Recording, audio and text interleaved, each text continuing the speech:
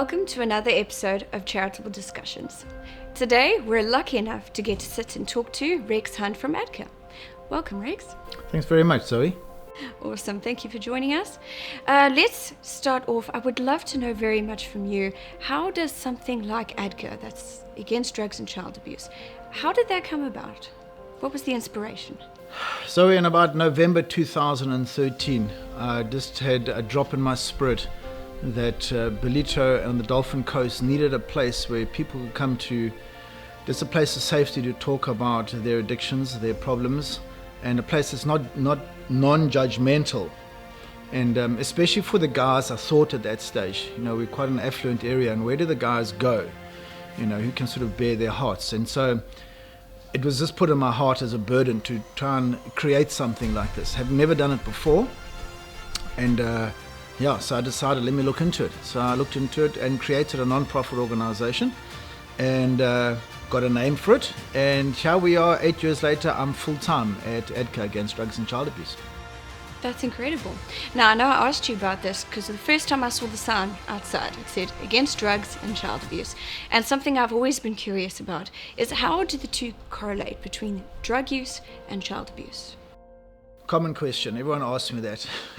So I knew what I had to do was to help people against this whole industry of drugs, okay? And there's such a stigma that seems to be attached to it, but it doesn't actually need to be like that. So the Against Drugs was an easy part. But then I felt that the name wasn't complete. And I realized that a lot of people going into an addiction life are coming from a life of being abused as a child. So the child abuse came in them. So I don't coach children that are being abused. I coach adults that have been abused as a child, which has led them to start using drugs. Okay, that makes sense. And I do know that it's not just drug abuse that you deal in. You deal in all different kinds of addiction as well? Yeah, correct. So it's all different kinds of addiction. Addiction doesn't choose a person. Addiction is a spirit of addiction, and it'll go to any person that opens any door to it. So the main addictions that I deal with here are mind-altering substances, because these things alter a person's mind, and that needs an incredible amount of help and support for. There are other addictions like gambling, for instance, that is not as mind-altering, but when a person gets locked into it and becomes a habitual addiction, then it does alter a person's mind in the way they think. So it's not always just a chemical. Yes, no, that makes sense. And for those watching, I know you deal not only with the addicts, but you also deal with those that are in support and supporting recovering addicts. And I know that with the stigma surrounding addiction itself, what would you say to people to encourage them to step forward and to not have fear to step forward and ask you for help? Yeah, Zoe, I think that's the hardest part for anyone is to actually pluck up that courage. And there are many times when a person's made an appointment and I sit here waiting for them and I hear the vehicle drive in, then I hear the vehicle driving out and I run outside and I stop the vehicle and say, where are you going? No, I don't need this. I'm fine. I can do it on my own. And so I just calm them down and I get them in and we sit and we chat. And quite often, right in the beginning of the chat, they realize, okay, this is actually quite a comfortable place. As you can see, we sit on nice couches here. It's comfortable. I have tea and coffee, and that just relaxes them, and then we start to talk. And so the first step is actually for a person to be able to get themselves out of a mindset that they're okay when they're actually not okay. None of us like to admit something. We all, whatever it is, we like to come against that thing. So to be able to get to a person to be able to say, listen, just tell me what you want to tell me, it actually doesn't matter, I win their trust over, so they feel that they're not judged. Because we're working with a mind-altering substance, our mind has been actually altered in the way we perceive ourselves, okay, not how someone else perceives us. So if a person's living in a culture of addiction, because it is a culture, and they want to get into a culture of recovery, it's a new culture, their mind has to be re-altered or metamorphosized again, how it was originally created, okay, back to the person that it was, okay, which didn't need the substance. So I've got to get them to understand that you can be the person you're created to be. We've got to metamorphosize or change your mind again, which is possible. Once they realize, hold on, I can actually understand that, their mind is already beginning to be altered. in the positive. And then denial actually comes about that actually, you know what, I can admit I can't do this by myself anymore. And can you help me? And once you got that step, then we're on track. We can go in for it. It's quite easy to get a person to abstain from a mind-altering substance, but that doesn't mean they're recovered.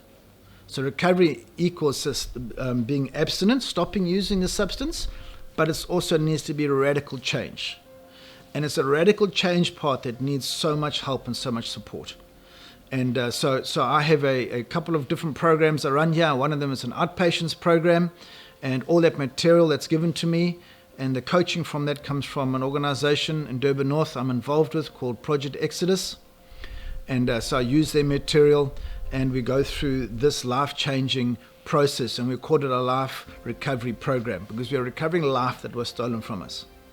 But now what happens, though, is your question was what happens to the other people? Well, if there's a person who's supporting an addict, or hopefully the addict has come to ADCA and now they're in recovery, so they're supporting a recovering addict, that they also need help. Because suddenly this person they're supporting mind is actually changing back to how it used to be, and they start to lose all their addiction behavior and their thought pattern. And now the support thinks, what on earth's happening here? How do I deal with this person? They're not lying, they're not stealing my stuff, they're not cheating, they're actually home on time, and they don't actually know how to deal with it because they haven't also changed as the person's changing. So I have what I call a supporters group. And those people are needing support, they come to a supporters group, which I run on a Tuesday morning here at ADCA, and I teach them on how to change with the person that's changing. Okay, so they can support. If I don't do that, or a person doesn't understand it, or they don't comprehend addiction, they'll end up enabling the recovering person back into addiction instead of empowering them to have a sustainable recovery. That answer your question? Yes, perfectly. Thank you. Long-winded, but it needs to come out so people can understand. I get it. Thank you. And I do remember we originally wanted a guest speaker to come and join us. You said his name is Richard? Correct. He unfortunately cannot join us today. I do remember you mentioned, though, that there is a little something about him on the website telling his story. Is that right? Yes. Yeah, correct. So there are a couple of stories on my website and some really good positive stories. And one of them is just a short video clip of Richard. He's a friend of mine. He's been with me here for about 2.5 years. And it's worth going to have a look at my website and having a look on there. There's loads of information. There's loads of information about my programs, all different forms of drugs and what the effects of them are. And pop on and have a look at it. It's all there. That's fantastic. And now, something, a little known secret, which I only knew once you told me, is that there's a whole other side to ADCA. And there's so much other work that you do, like the feeding scheme. Would you mind telling us a little bit more about that? Yeah, I'm not a person who sits still for long, Zoe. I get dreams and visions and I start to run with them. So a while ago, about 6 months ago, I just felt that I needed to be more in touch with our local community around us. And a way to get in there is to feed some people. And if I look at examples in the Bible, Jesus spoke to people's stomachs before he spoke to them. And so what I did is I started a hot meal initiative, that's what I call it. But it's not a soup kitchen, it's not secondhand, it's not food that's expiring. I've got a group of people, volunteers, who bring fresh produce. Okay, they buy fresh produce and they come and they chop it up, okay, on the morning. So I've got another whole group of people having fellowship, and whilst chopping it up, we chat, and the ladies obviously talk more than they chop, but we've got a couple of guys who get the majority of the chopping done. No, I'm just teasing. And then I cook it up. Yeah, I've got a big pot that I've been loaned to me at the moment. I cook it up and I make a proper meaty stew. It's a good protein stew, and that goes out to a whole lot of people in the area. I do that once a week, and it gets me just a communication with them. It gets them out. And I found in that time of chopping up and cooking that people are asking what's happening at ADCA, and I've had a whole bunch of people actually send people or family members to recovery at ADCA or to the supporters at ADCA. So it sort of has a lot of influence for ADCA as well, not just for the food side. Now, Rex, in ending this interview, what can people do from an outside perspective in terms of supporting you to help you do your work, whether it be donations, whether it be with your feeding scheme? What can people do and how do they go about helping?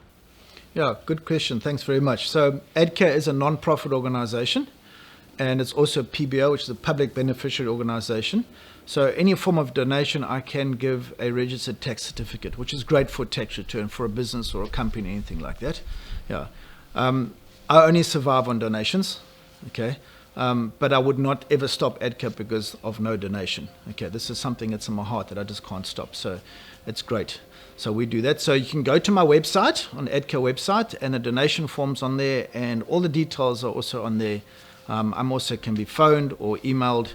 You'll see it's all on my website. Now, Rex, how can people find you? So we are situated in Umhlanga village, behind Ringside Boxing.